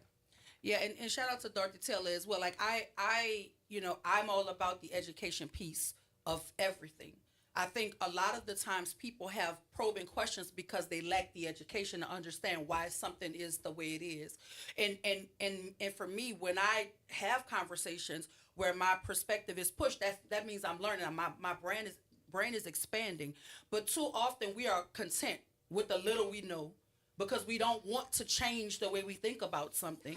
And that's oftentimes boxes us in because we don't want to open our minds. But it would be disingenuous of me to have you here and not ask that, because I know that was a heavy part of the dialogue about A King Like Me. But I have not heard any negativity around the film. It was just those, the commentary. Like, they didn't really talk about, the white members wearing the black makeup. But you answered that when you said the mandate is, if you would, any float that turns that corner, that's the mandate. That's the foundational makeup that you wear. And maybe if we start to think about it more like makeup instead of black face, because that's a good point too. It's a difference between black makeup and black face. But even when you know the origin of why we wear the black makeup, then it might open you up to better understanding why we won't let it die.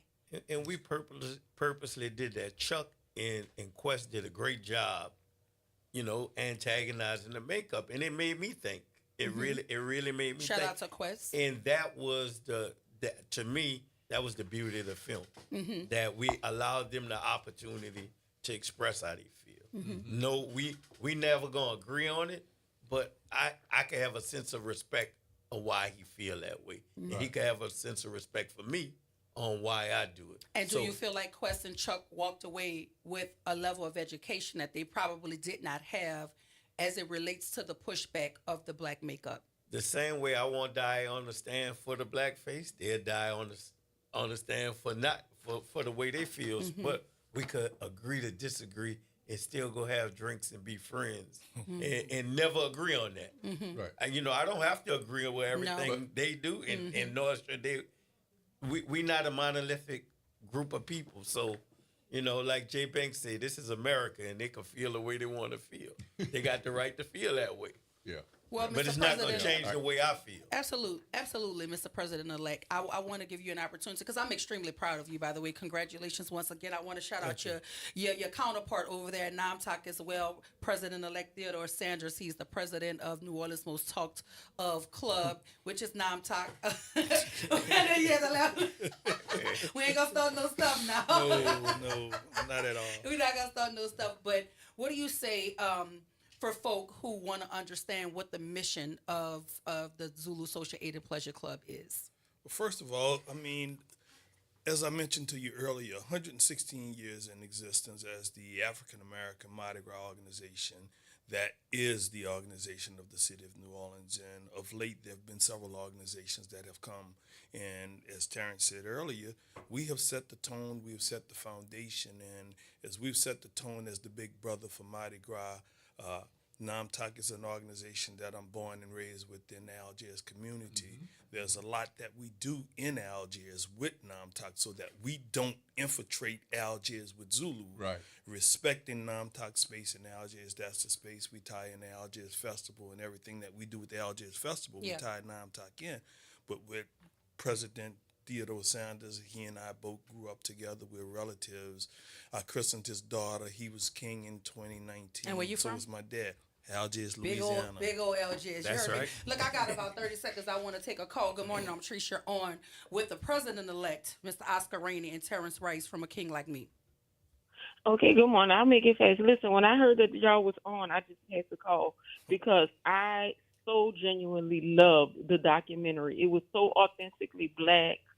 You know, and Mr. Terrence, when you spoke about being from New Orleans and wanting to sound like New Orleans and speak like New Orleans people, I was there with you because I just don't understand how people from New Orleans want to sound like everybody else in America. And when you talk about how proud we should be coming from the enslaved, because so many people do not understand the concept of you should never be tired of talking about our descendants. And I'm sad that you had to leave New Orleans to get your babies the education that most of us were able to get in public school here in New Orleans. And also, it's just, I loved everything about the documentary, and I'm so proud that y'all did not shy away from the black makeup, you know, because it did give me great insight as well. So I just had to call and tell you guys, if you have not seen this documentary, y'all need to see it. I was telling my South African friends, go see it, because y'all know that was some stuff. But yeah. Thank you, Demetrius. We appreciate you. I just wanted to squeeze that in because I know how she felt about the documentary. She and I spoke about it, and so I just wanted to get that in before we had to leave. But we have to go to break to hear a word from our sponsors. But if you have not watched A King Like Me, we urge you to do so. And if you have not celebrated President-elect Oscar Rainey or President-elect Theodore Sanders over at Namtok, send them a warm congratulations, because we are so proud of black people when they're doing black excellent things all throughout this black excellent city. Look, on the other side of the break, we're going to talk to Miss Elise Goldman, Executive Director of Kids Smart, right here at WBOK 1230 AM, what New Orleans is talking about all day long.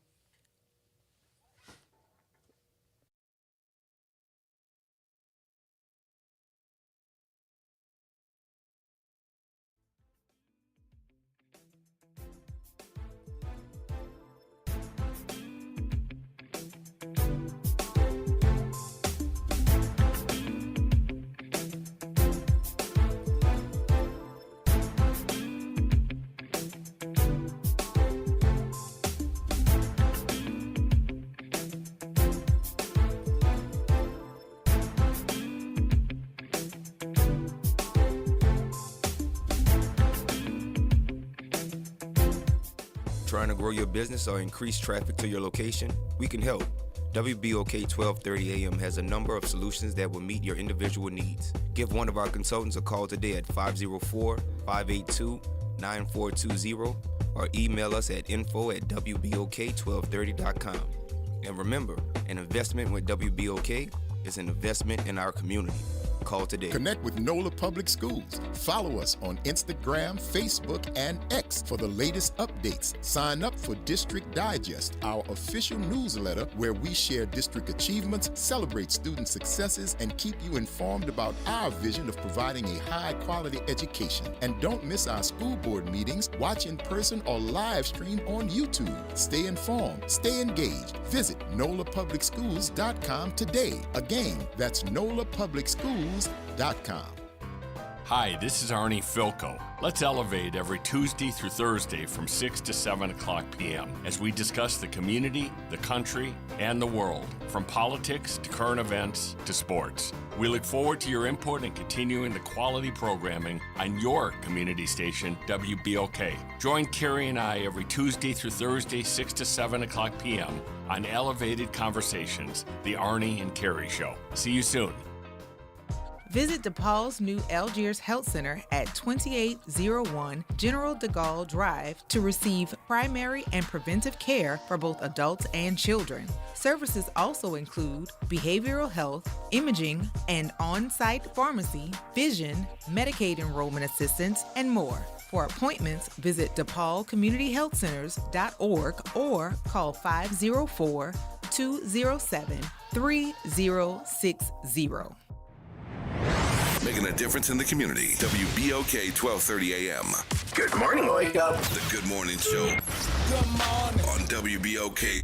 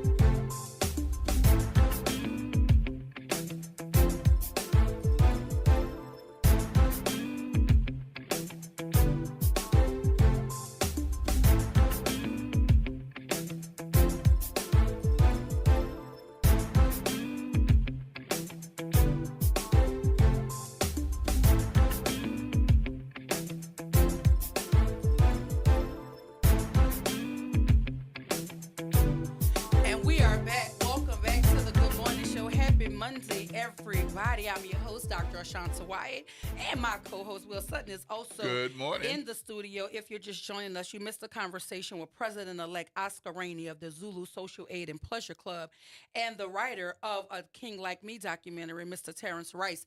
They were in the building giving us the education about the black makeup that is adorned on Mardi Gras Day for those of you who attend the Zulu parade. And one of the things that Mr. Rice said that was said in the film is, if it wasn't for Zulu, then, if it wasn't for that organization, we would be a guest at Mardi Gras. I think that's a powerful thing to say. And once again, I want to thank those brothers for joining us this morning. And if you have not seen A King Like Me, the documentary, please do so and share it with your family as well. But right now, we're getting ready to jump into conversation with Elise Goldman, Executive Director of KidSmart. She'll be on the line talking to us about the Creative Schools program throughout the greater New Orleans area for the 2025-26 school year. Good morning, Ms. Goldman. Welcome to the Good Morning Show. Good morning. Thanks so much for having me. Good morning. Thank you for being here. So as it relates to this, what is KidSmart? Talk to us about your role as the Executive Director. What exactly is KidSmart? Sure. So KidSmart is an arts education nonprofit. We've been around working in New Orleans public schools for 26 years now. And the way that we work with schools is that we embed artists in schools to integrate their art form into the academic content. And we do teacher training so that we can help teachers find more creative and engaging ways to teach. So art is the program, because I see here that the program is immersed throughout the greater New Orleans area. Is it in every school in our city, or is that your goal to have KidSmart partner with every school in the city of New Orleans? Well, that would be amazing. We're not in every school in New Orleans. Right now, we're in about 15 schools throughout the city. But when schools schools have the choice of how they want to do their curriculum. So, the schools are, not every school wants to focus on arts and arts integration, but we really believe that it's one of the keys to helping students really get more engaged, more retention and comprehension in the classroom. So we'd love to see it in more schools for sure. So are the 15 schools all in New Orleans, or are you in other parishes as well? We've got 2 schools in Jefferson as well. Okay. All right. Yeah. And are the 15 schools elementary, middle, and high, or what are you focused on, and where are you? Sure. Most of our schools are elementary and middle schools. Mm-hmm. We have partnerships with schools all over the city, but we are also doing work with high school students. We work with the Net and Gentilly and have a lot of students that we work with there. And then we also just started an amazing program called the Bloomberg Arts Internship, where public school students in high school can do paid internships at arts and culture organizations. So we're running that. We've got about 20 kids that do that every summer. Oh. And that's a paid opportunity, correct? It's amazing. It is a paid opportunity. The students that we work with through that are working for 8 weeks over the summer. 1 day a week, they do their own professional development. So some of the classes that we offer are things like financial literacy, how to, helping them write college essays, those kinds of things. 3 days a week, they're in an internship at an arts and culture organization. And then 1 day a week, they go and do field trips to different arts and culture organizations. So that could be anything from the New Orleans Museum of Art to the House of Dancing Feathers. And those students are paid a full-time living wage for that program. It's pretty incredible. Well, I'm kind of excited to read about the history of KidSmart, because it says your pilot year of instruction was held at Fisher Elementary School. And if that took place in New Orleans, there's only one William J. Fisher Elementary School, through a Saturday program serving 20 children. There, it says you observe students move from the ability to focus their concentration for only 2 minutes to be able to concentrate for 15 to 20 minutes, in some cases 30 minutes at a time. Are you talking about the William J. Fisher Elementary School in the Fisher Housing Development on the West Bank of New Orleans? We are. That was our first school that we ever worked with, was Fisher. And one of the things that we did there was not only go on Saturdays and bring artists to the school and work with the students there, but we also brought the students out to the Audubon Nature Institute on the West Bank and did some integrating of nature learning with art making. But yeah, Fisher was our first school, and we were there for many, many years. Well, I am a William J. Fisher Soaring Eagle. Myself. Oh, fantastic.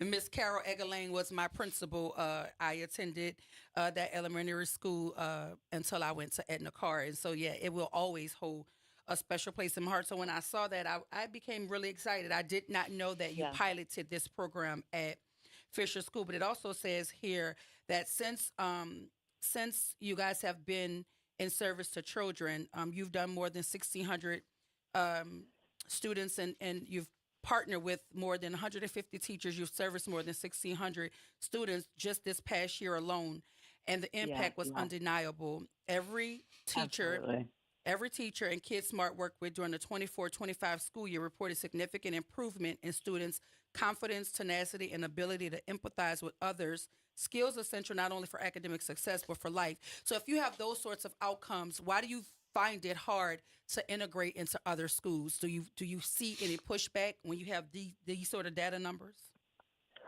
Well, I think that there, we have such a complex environment right now that we're working in.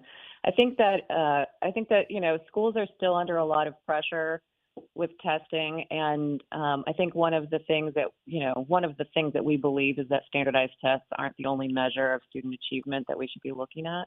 And so when we're looking at the numbers and we're looking at things like the growth in empathy and students' ability to have agency and those kinds of things, I just don't know if that's important to all of the schools that are in the city. I think that some of them are, really more focused on the metrics and because that's what they live and die by. But I would hope that with these kinds of numbers that we would be able to expand, and that's our plan, is to expand at least 2 schools every year. This year is especially tough because of the funding environment as well for schools. So, the schools do have to pay a small amount to be part of the program. And, right now I think that they're really counting their pennies. Well, I mean, there's also a data point here that says 100% saw an improvement in students' ability to comprehend and retain curriculum. So if they're only focused on the metrics, which are the outcomes, I'm not understanding how this data that you're producing doesn't tell them the impact that a program that is arts integration based will actually help improve their outcomes. And I don't know if you know, but I'm an educator. So I'm just trying to make the math, right? Like, why wouldn't I, as a leader or principal of a school, look at arts integration as a way to improve my my metrics? Because if we live and die by metrics, and one of your data points says that it 100% saw an improvement in students' ability to explain their thinking. 100% saw an improvement in students' ability to connect new ideas to prior knowledge. Come on now. And that is in any content area. That's not just going to art class. That is mathematics. That's ELA. That's science. That's social studies. So if I'm able to express my ideas and thoughts and emotions, then guess what I also can do? I can write a succinct paragraph where I capitalize the first letter. I connect my subject and my predicate. My verbs agree, right? I'm not understanding. Why is there pushback? I feel like this should be everywhere. I 100% agree. I think that the proof is there. We understand that this is great for kids. But the other thing that I think is really interesting is that it's not only great for kids, it's great for educators, because the educators that we work with are coming monthly. They're getting more tools in their toolbox. They are reporting that they feel like they're more engaged and connected as educators. The artists that are working with them are their teammate in the classroom. They're co-teaching together. And, right now I know that, we keep seeing all these reports that that teacher morale is so low. It's at an all-time low nationally. But there was also a report that just came out that said teachers who work in teams are twice as likely to stay at their schools. So, I think that we've got a lot of work to do, and maybe it's on us to up our marketing game. But I think that we've just got a lot of work to do, because I think that there still is an impression when you talk about arts and culture that it's a nice to have and not a need to have. And so I think that we are also just always pushing it back against this perception that art is just something that's cute and nice and fluffy, and not that it's something that leads to really deep learning for kids. Can you give us an example of kind of the day-to-day, the week-to-week, with the schools that have signed on and want what you have to provide? What do they see? What do their students see in a day in a week? Sure. So our artists and our teachers plan together and come up with how they're going to teach. So obviously the way that Arts Integration works is that we're teaching the art form at the same time that we're teaching the academics. So an instance of this could be if you have students that are in a social studies class that are, say they're learning about civil rights or learning about freedom riders. Normally in a normal classroom, right, that doesn't have arts integration, they might just be reading this content out of a book, getting a presentation, hearing the teacher talk about it. In our classrooms, what happens is a theater artist is working with the teacher. That they talk about and look at photos perhaps, and they use the theater as a way to say, what do you think is happening here? And let the kids really embody the understanding. They say, well, if you look at this picture, if you were this person, what do you think you'd be thinking and seeing and feeling? And then the students are producing monologues based from this perspective, and they're really getting a much deeper understanding of what that looked like, what it, why it was a significant, something that is going to stay with them rather than something that they just read in a book. So those are the kinds of things that we see Arts Integration being able to do, and the kinds of things that happen in our classroom. So is KidSmart in each of the schools each day, all day, or for certain curriculum periods, or how does that work? Yeah, our artists are in the school for the entire school year. They're there 20 hours a week, so they are working in different classrooms. They're working across different grade levels. And the other thing I should say is that we have artists in all different art forms. So, some of our schools have theater artists, some of them have, visual arts, some of them are really focused on media or photography. So there are different kinds of artists that are in different schools. And so, yeah, they are there for the whole school year. It's not a drop-in program. It is really we embed in that school. We want to feel like we're part of that community. So, Elise, do you guys use teacher testimonials as a part of your data collection to show the efficacy of your program? Oh, absolutely. Absolutely. We get teacher testimonials and we get student testimonials. One of the things that we just got our data back, which is one of the things that we're, excited to share. So, just reading through it, I saw one of the teachers say that they saw how art increased the overall participation in class, that they feel more comfortable finding ways to incorporate it in different subjects, that the teachers are finding that they're more engaged with their content, because I know that's also a big challenge that sometimes schools have, is that, sometimes traditional schooling can be boring, both for the kids and for the teachers. And so this is a way for us to challenge thinking and for the teachers to feel like they really are being able to be more creative with their curriculum. So, yeah. And where are you guys in terms of what the government is doing with these cuts? Is KidSmart affected in a way that this programming may be in jeopardy if we continue to go with the type of cuts we're seeing on the national level? It is a mess. It is a mess. I think that for us, we are, NEA funding has been a source of federal funding for us, and that I know is completely up in the air. The other thing that has been really challenging for us is that about, 25 to 30% of the kids that we work with are kids that have IEPs. We work in a lot of standalone special education classrooms, and we get funding for that through a program that's at the Kennedy Center. And, as you know, the Kennedy Center is kind of in a bad place right now. Mm-hmm. So that funding has that funding we anticipate is going away. And that's the funding that we use to, work with our most vulnerable students, the kids that really don't have access to the arts as much. So, it's not great. It's not great, but we're not going to stop doing our programming. We're gonna try and find other ways to fill those gaps and make sure that kids get the education they deserve. Well, Elise, we want to thank you for joining us this morning. Elise Goldman is the Executive Director of KidSmart.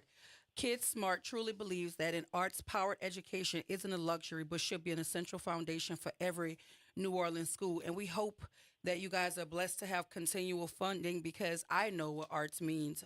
As a former principal, I absolutely would not have a curriculum that did not include the arts. I think it's vital. I think it's necessary. And I think that we need to stop treating it as some sort of addition that is not necessarily needed and valued the way that it should be. Especially in this city. Absolutely. And so thank you for what you do. The numbers seem to speak for themselves. I hope more schools will start to better understand the value of arts integration, and I hope for longevity with the KidSmart program, and the funding is there for you to continue to help children. So thank you for your service education, and we appreciate you for joining us this morning. Thanks so much for having me. Have a great one. day. Listen, we have to go to break, but when we come back, we're going to talk about Essence. I told y'all the block was hot on Monday. We had another candidate to jump into the mayoral race, which is State Senator Royce Duplessis.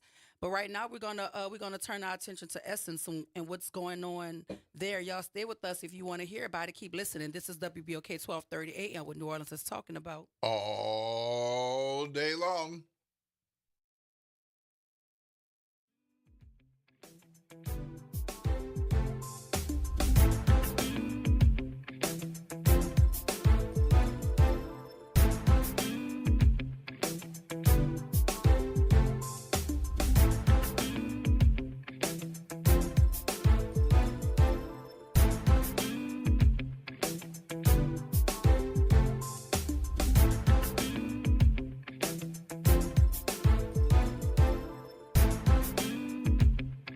This is your news update for WBOK from WDSU. For all your news and weather, watch WDSU News, New Orleans' leader in live, local, late-breaking news. Today at noon and 4 p.m. New Orleans, are you ready? A fresh voice in the city is here, bringing you the beats, the culture, and the stories that matter. From local music and food to real talk on what's happening in the streets, we've got you covered. Stay tapped in. Follow us on all platforms at WBOK 1230 for the latest updates and exclusive content. Your city, your culture, your news. Don't just hear about it, be about it. Follow us at WBOK 1230 now.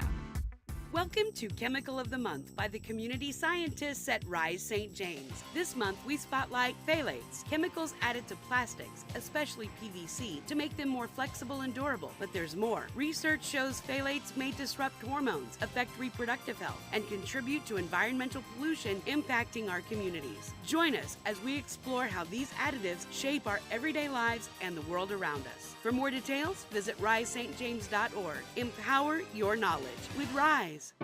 Hey, New Orleans, look for important changes to your natural gas service. This summer, Delta Utilities takes over for Entergy Gas with a Louisiana-born, Louisiana-based approach to safe, clean, reliable natural gas. No interruptions or rate changes due to the transition, just dependable service and modernized technology to keep you running smoothly. Get to know us at deltautilities.com and stay tuned for more later this summer. Delta Utilities, focused on natural gas, committed to New Orleans. Hey everybody, it's Kimber White Dupree. And it's Graylin Bryant Banks from the front porch. We're coming up next. Good morning, Wake Up. The Good Morning Show. Good morning. On WBOK.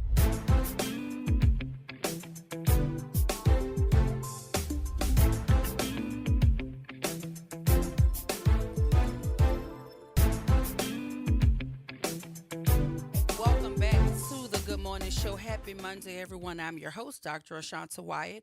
Shout out to our interns back there learning how to work the boards and point their finger and wave at me to say, Doc, the show is about to start. And my co-host, Will Sutton. Hey, Good Will. morning. Listen, before we jump into the Essence story, there, as you know, Antoine Massey, one of the two escapees who were still on the run from the jailbreak that happened at the Orleans Parish Sheriff's Office has been recaptured based on an anonymous tip. We don't know much in terms of the tip or what led to the recapturing of him, but Sheriff Susan Hudson did a press conference. She said she received a tip around 11 a.m. and said Massey was captured around 3:30 p.m. Once Massey was rebooked into the Orleans Parish Jail, he was then taken to Angola, where the other 8 inmates are being held. He was transferred via helicopter on Friday night. That just leaves Mr. Groves. He is the lone escapee still on the run after the May 16 jailbreak from the Orleans Parish Jail. Derek Groves is one of 10. One of 10. Inmates who escaped from the Orleans Parish Jail. All 9 have been recaptured, which leaves just Derek Groves out on the run as of today. And so, again, we don't have any information as it relates to any particulars around this anonymous tip. All we know is that an anonymous tip led to the capture of Antoine Massey. But what behooves me, like my friend says on social media, I'm saying friend, but one of my favorite content creators, he said, what behooves me is the fact that they caught him in Holly Grove. I know. That behooves me. Okay. I would have, if I was a betting woman, I wouldn't have ever thought that either of those 2 young men were still in the city of New Orleans, because I thought, especially after so many days, based on how it was playing out, they looked to be the only 2 people with a plan. Yeah. But as we now know, I don't know that doesn't mean he didn't leave and come back.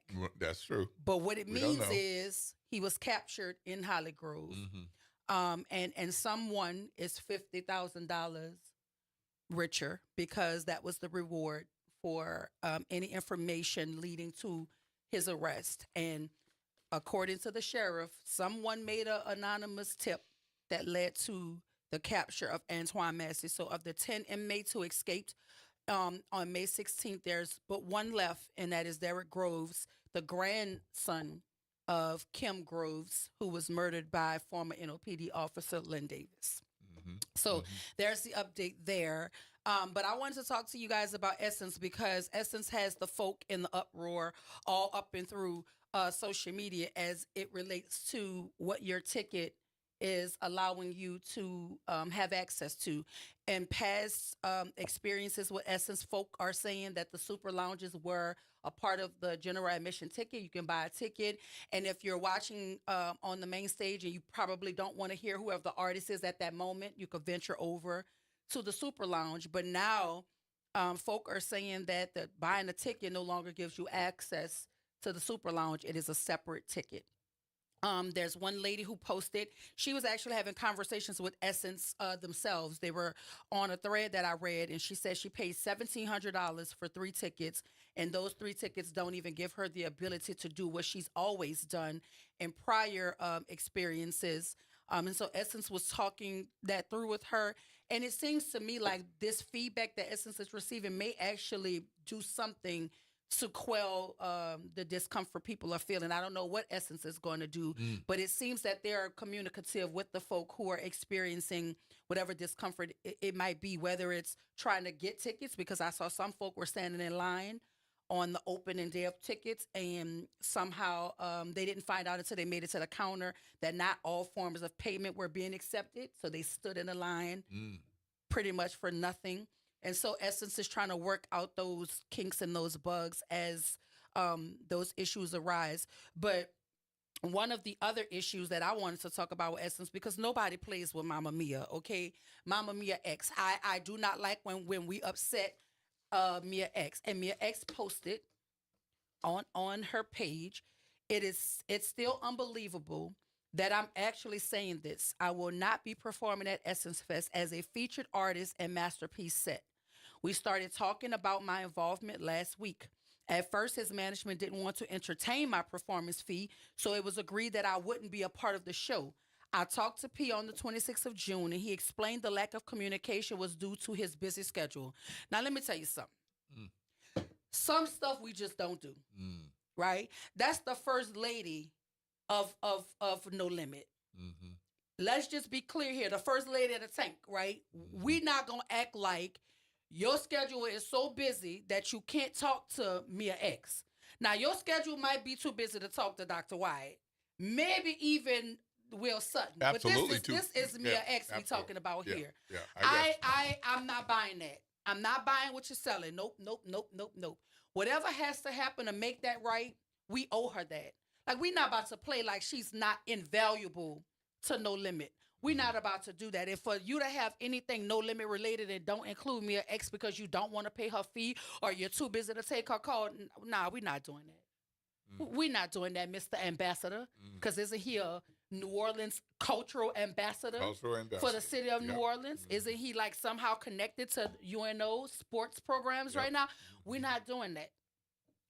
Whomever is responsible for fixing this needs to fix it, because this to me feels it feels wrong.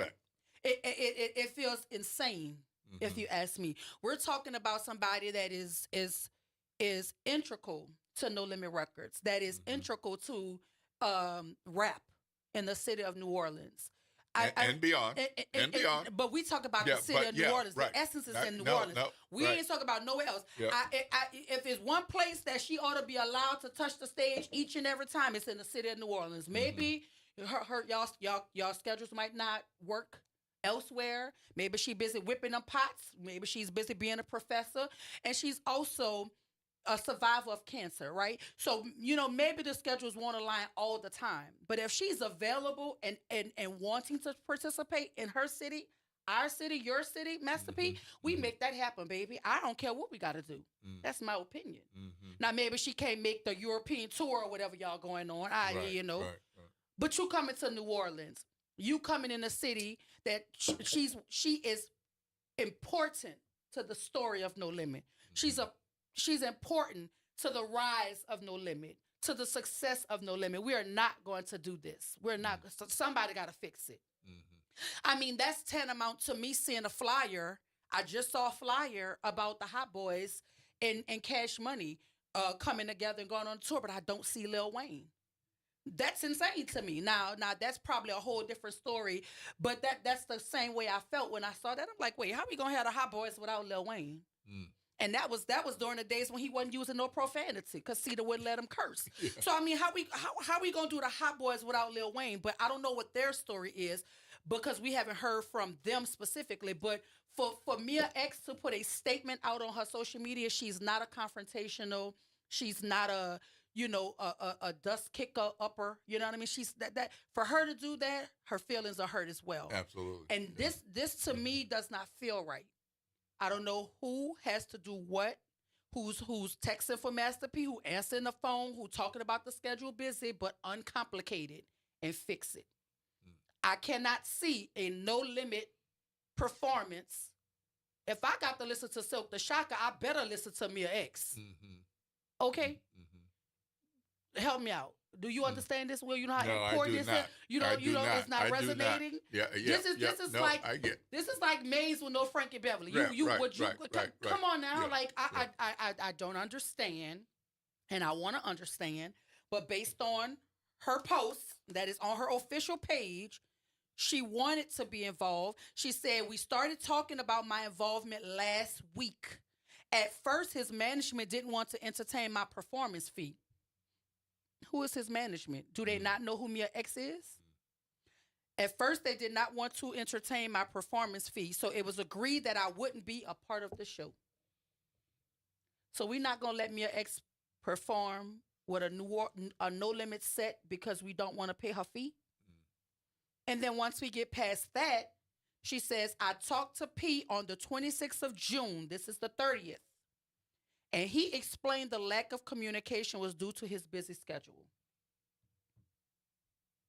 Now, so the management people communicated with her, but he didn't.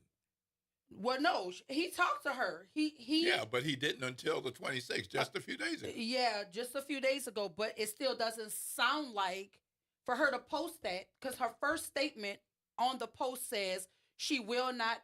It's still unbelievable that I'm actually saying this. I will not, and will not is in capital letters. will not be performing at Essence Fest. So even after talking to Master P, you telling me we couldn't figure this out? Come on now. I don't know what we need to do. I know we ain't got to pass a bucket or shake a can to pay her, because Master P have more money than you and I. That's for sure. And certainly he could afford to pay her fee. In my opinion, I'm not trying to pocket watch or count his pockets, but he is Master P. I mean, and so I don't like when people play with Mama Mia, and Master P is beloved in the city of New Orleans, but so is Mia X. And we have to do right by the people who've always done right by us. Mia X represents New Orleans well on many stages. In the classroom, she's a professor, she's a chef. Right? When it comes down to these kids and speaking power into these kids, she's there. We need to do right by her, and we need to fix this. So I don't know if you're listening, Essence. Maybe you need to get Master P on the phone, but we need to make certain we fix this.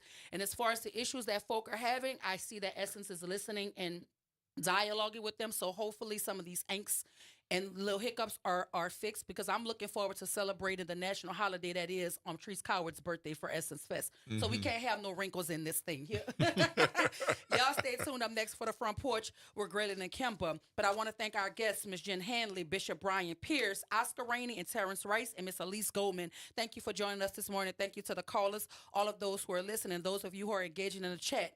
As far as the Good Morning Show, Dr. Ashanta White, my super producer, Naira Sanders, and my co-host, Will Sutton. We're going to see y'all tomorrow. This is WBOK 1230 AM, what New Orleans is talking about all day long.